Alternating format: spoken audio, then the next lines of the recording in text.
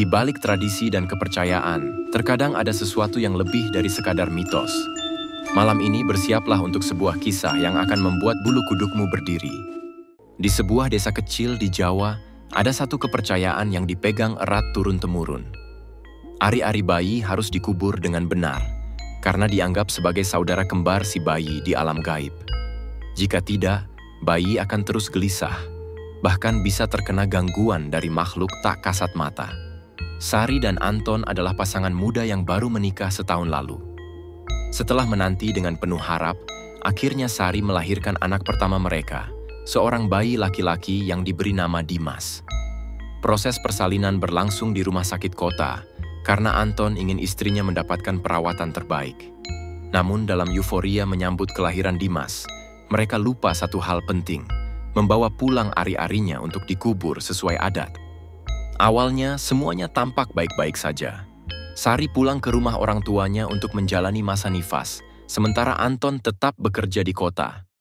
Namun sejak malam pertama di rumah, Dimas menangis terus-menerus tepat pukul 12 malam.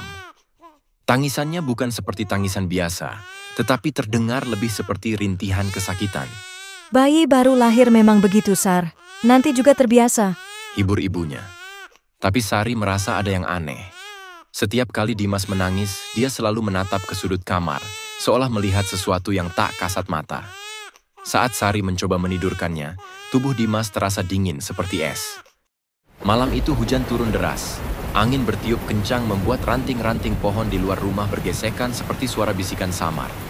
Dimas kembali menangis kencang. Sari yang sudah kelelahan akhirnya membangunkan ibunya. Ibu, Dimas kenapa sih? Aku udah coba segala cara, tapi dia nggak mau diam. Keluh Sari dengan mata berkaca-kaca. Ibunya menyalakan lampu dan mendekati cucunya. Namun tiba-tiba tubuhnya menegang. Sari, coba lihat ini. Di selimut putih yang membungkus Dimas, ada bercak-bercak lumpur. Sari mengerutkan kening. Dari mana lumpur ini? Ibunya tak menjawab. Matanya beralih ke lantai dekat jendela. Ada jejak kaki kecil, seperti jejak bayi, basah dan berlumpur, menuju ke ranjang Dimas. Anton akhirnya pulang setelah mendengar cerita dari Sari. Malam itu, mereka berdua berjaga-jaga kalau sesuatu terjadi lagi.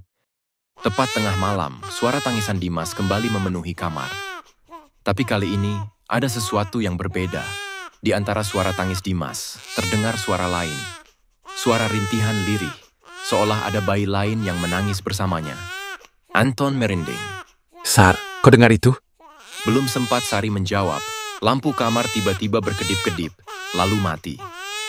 Dalam kegelapan mereka mendengar suara langkah kaki kecil di lantai kayu, berjalan pelan mendekati ranjang bayi.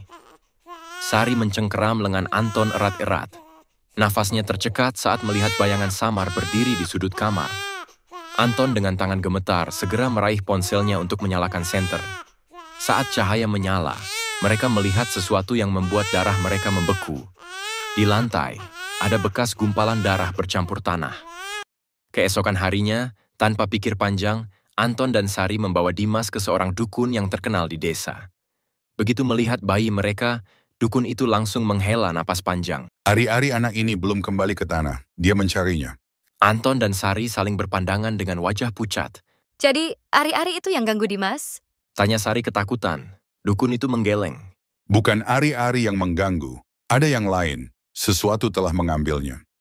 Anton buru-buru pergi ke rumah sakit tempat Dimas dilahirkan untuk mengambil ari-ari yang tertinggal. Namun yang membuatnya merinding, perawat di sana berkata, Ari-ari itu sudah diambil seseorang kemarin.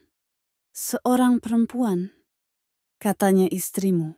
Anton merasa jantungnya hampir berhenti. Sari tidak pernah ke rumah sakit.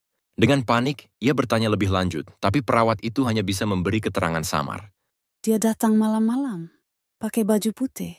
Wajahnya tertutup rambut panjang. Anton langsung menghubungi Sari dan menceritakan semuanya. Mereka kembali ke dukun untuk meminta bantuan. Dukun itu menyarankan mereka melakukan ritual khusus untuk memanggil sang pemilik ari-ari dan memintanya mengembalikan. Malam itu mereka melakukan ritual di halaman belakang rumah. Dukun itu membakar dupa, mengucapkan mantra dalam bahasa Jawa kuno, lalu menaburkan bunga 7 rupa di tanah. Lalu angin berhembus kencang, semakin lama semakin kuat. Dari balik pepohonan, muncul sosok perempuan berbaju putih dengan rambut panjang menutupi wajahnya. Tangannya memegang sesuatu yang dibungkus kain putih. Ari-Ari Dimas. Siapa kau? Seru Anton dengan suara bergetar. Sosok itu tidak menjawab. Perlahan, ia mengangkat wajahnya. Di bawah sinar bulan, wajahnya terlihat pucat, mata kosong, dan mulutnya penuh darah kering. Sari menjerit. Dukun dengan cepat membacakan mantra sambil melemparkan segenggam bunga ke arah sosok itu. Perempuan itu mengeluarkan suara melengking sebelum tubuhnya menghilang bersama kabut malam. Saat kabut menghilang, bungkusan kain putih berisi Ari-Ari Dimas tergeletak di tanah. Dukun itu memerintahkan Anton untuk segera menguburnya dengan benar sesuai adat.